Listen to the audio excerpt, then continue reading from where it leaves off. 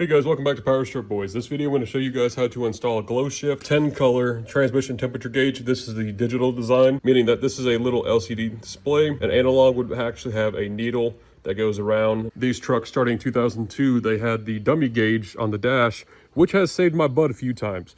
You know, if you guys aren't wanting to put a bunch of gauges in your truck or a pillar pod, you guys can rely on the dummy gauge to at least have some significance of it's hot or cold, essentially.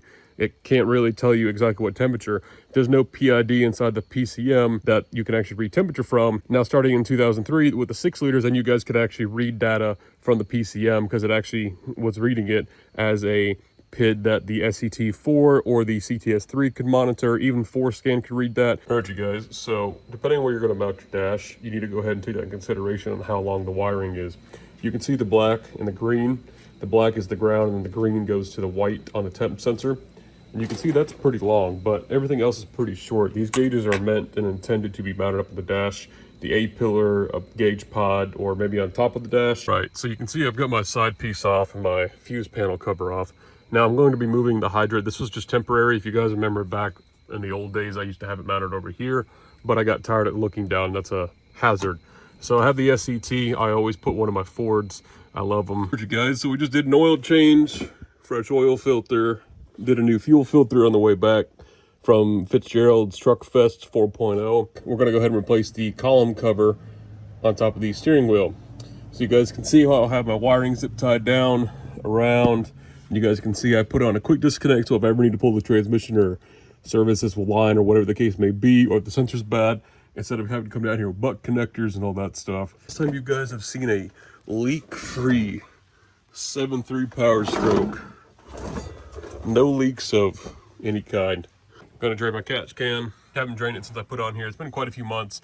You can see we got a couple of drips there from me taking the screw off or the cap off here, but I specifically mounted the catch can there and drilled a hole. You guys don't know, this is a custom 10AN catch can that I made, or all that's being caught by my catch can, plus what I spilt out by accident. So yeah, I kind of made a mess here, but anyways, heard you guys, so maintenance is essentially done. I'll rotate the tires off video. But anyways, you guys can see here's the Autometer column cover I ordered. Definitely cheap. I know I just bought replacements from Ford for my full manual valve body 4100 that I just recently built. I changed the automatic column covers to a manual. The bottom's the same, the top is different. You guys can see there's no provision here for the automatic. You guys can get this in the automatic or the manual version. The part number on this was 15011 for the manual, 10, I believe it is, for the automatic. I'll correct myself on the screen. But anyways, you guys can see it's molded for your release here for your lock cylinder on the manual trucks. I don't have that, so we're just gonna block that off like I did on the one I have now. And this is paint to match, or this is ready to be painted. The texture is definitely cheap, definitely flimsy Chinese plastic. You could probably honestly print this. ABS, you can probably 3D print this, much cheaper, much stronger, but as cheap as this thing was, I got it off Amazon for less than 50 bucks shipped to my house. All right, you guys, so I had to get my grinding wheel out on my Dremel here. We had to round this imperfect hole out some, and now this fits in here perfectly. You can see, here's my bracket that was supposed to be here last Friday, and it's now here Tuesday, don't ask. But anyways, this is going to mount to the back of the gauge, just like that. And then the HYDRA is going to bolt to the side. We're gonna have a different setup, and then we can just run the wire up underneath here, or I can probably make a little slit. I don't know, we'll figure it out later, but I think it's gonna look really cool. Alright, you guys, 2 little Phillips head screws. If you're wondering what the inside display of a HYDRA looks like, there's your control board, just like that. Now, if you guys want, you could technically put this on the back and use this as your back plate, but I'm going to keep that for some rigidity, so we're just going to flip this upside down. I'm going to put it back together, and then we'll bolt it to the back of the HYDRA. All right, you guys, so there you go. There is our new column cover, just like that. So we have the 2 Phillips screws. It's plenty enough. You guys could use 2 self-tapping ones to mount it there, but 2 is completely fine. Or you guys could even use some double-sided sticky tape, but I decided to leave the backing on just to act as another stiffener, if you will. Now here's a Glowshift 3-in-1 gauge I have for an example. And unfortunately, you guys can see that would take a lot of trimming to get that guy to fit in there. I'm sure you guys could, but I just don't know if that would be feasible enough. You would have to trim outside and everything, but if you can get the 3-in-1 gauge to fit.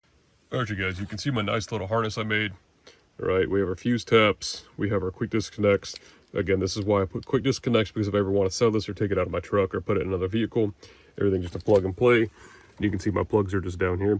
All right, so I went ahead and I trimmed some of the wire loom off just so we can get this to run flush. All right, what I'm going to do now, I'm going to go ahead and finagle this back onto the column.